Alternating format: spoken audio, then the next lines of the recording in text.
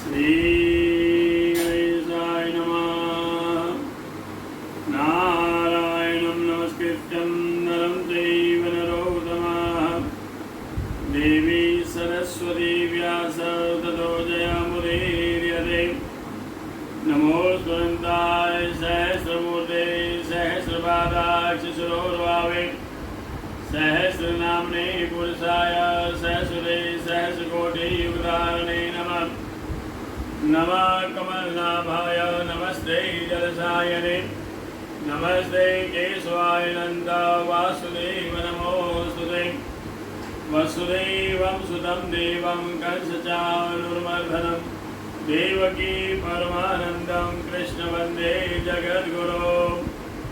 गुरु ब्रह्मा गुरुर्विष्णु गुरुर्देवो महेश्वरः गुरुर्साक्षात् परब्रह्म तस्मै श्री गुरुवे नमः।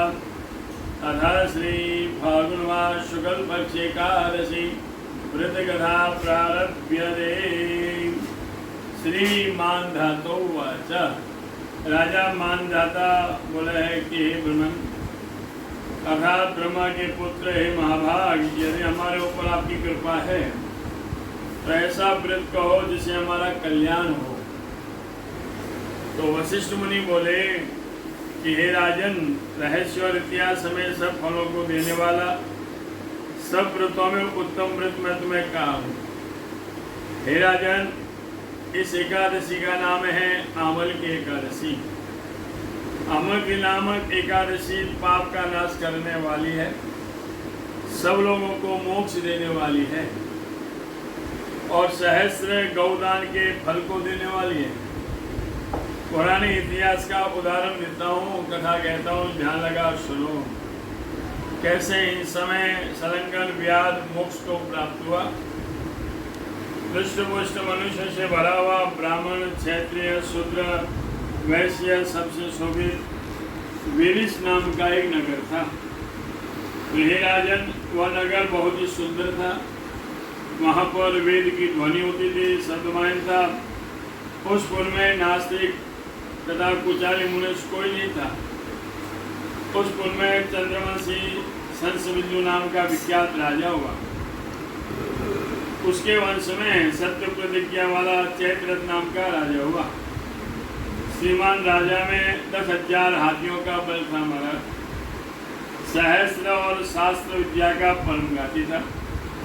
तो हे प्रभु, उसके पृथ्वी में राज्य करते समय कृष्ण और कुचाली मनुष्य कोई नहीं दिखाई देता था। कर्पण और कुचाली मनुष्य कोई दिखाई नहीं देता था।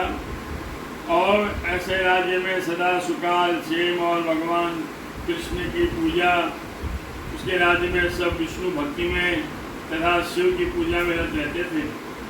वह राजा विशेष विधि पूर्वक पूजा करता था। महाराज तो शुक्ल पक्ष की द्वादश युग एकादशी के दिन कुछ भी भोजन नहीं करता, सब धर्मों को छोड़कर भगवान हरि की भक्ति में तप्त रहता था। तो हे राजन, इस प्रकार बहुत वर्ष व्यतीत हुए। वहाँ के सब मनुष्य सुखपूर्वक भगवान हरि की भक्ति कर रहे थे। कुछ काल में फागुन की शुक्ल पक्ष में जो एकादशी द्वादशी से युक्त पुण्ययुक्त आमल की एकादशी आई, तो हे राजन, बालक बूढ़े सब लोग नियम से व्रत करने लगे। महाफलयुक्त व्रत को जानकर राजा नदी के जल में स्नान करके सब लोगों के साथ देवालय में यानी मंदिर में गए। छत्र और उपान युक्त तथा पंचरत्नों से युक्त दिव्य गंध से सुशोभित घट को स्थापित किया। ब्रह्मा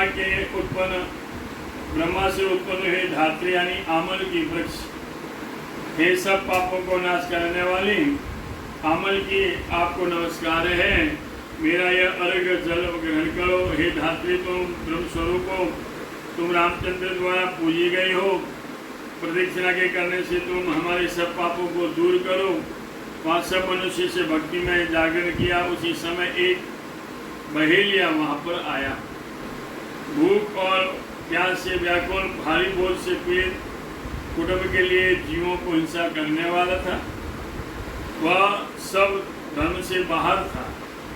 भूख प्यास युक्त वहाँ अमलकी का जागरण और जल में जलते हुए दीपों से युक्त स्थान को देखा।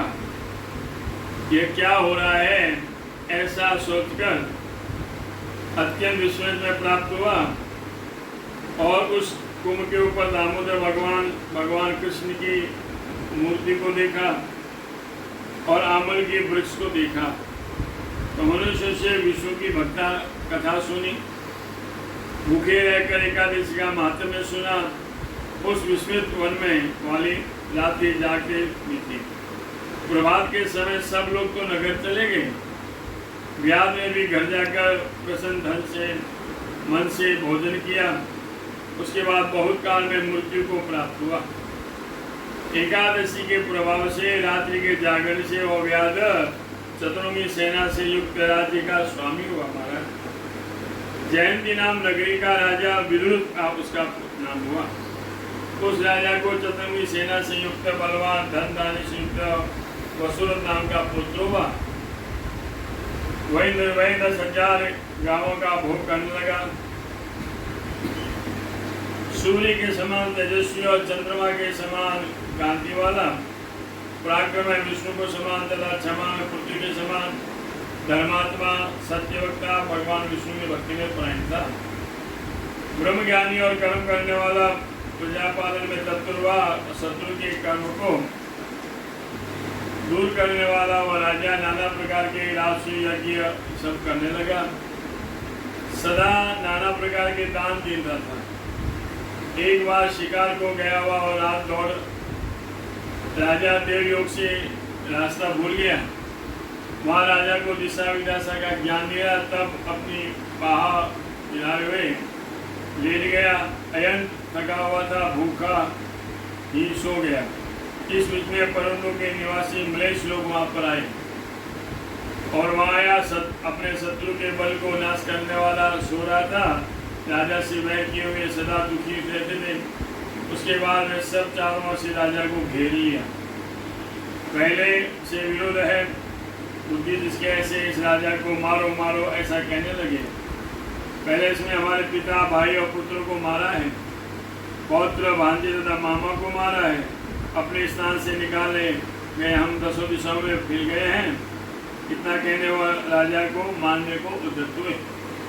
पास पसीन खड़ग धनुष चढ़े हुए बाणों से वह शत्रुओं का समूह राजा को मारने लगा। सब प्रकार के शस्त्र चलाए पर भी राजा के शरीर में एक भी नहीं लगा। सब नष्ट हो गए। अपना शस्त्रों के समूह से मलेच्छ आदि श्रम से अधमरे हो गए। वे एक पग भी चलने में सम्मत नहीं रहे। निश्चित वैष्णव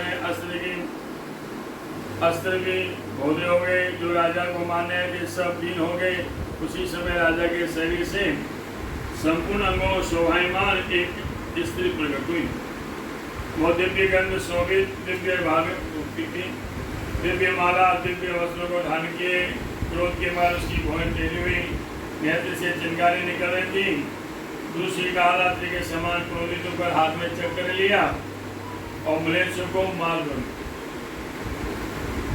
तब निषिद्ध कर्म में लगे हुए मलेच्छ उस स्त्री द्वारा मारे गए। तब राजा की अद्भुत कर्म देखा।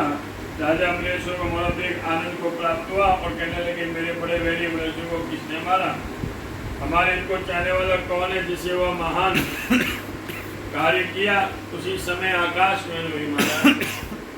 विस्मय बैठे हुए उस राजा ने आकाशवाणी सुनी कि हे राजन, केशव भगवान के सिवा दूसरा कोई नहीं है। उस वन से कुशलतापूर्वक लौटे हुए धर्मात्मा राजा पृथ्वी में इंद्र के समान राज्य करने लगा। वशिष्ठ मुनि बोले कि हे राजा मानदाता, इसे जो उत्तम मनुष्य आमल की एकादशी का व्रत करता है वह विष्णु लोक को प्राप्त होता है, इसमें कोई संशय नहीं। और जो कथा को सुनता है और सुनाता है 1000 गौदान देने का फल उसे प्राप्त होता है। जय जय श्री ब्रह्मांड पुराणे फाल्गुन शुक्ल एकादशी आमल की एकादशी महात्म्य।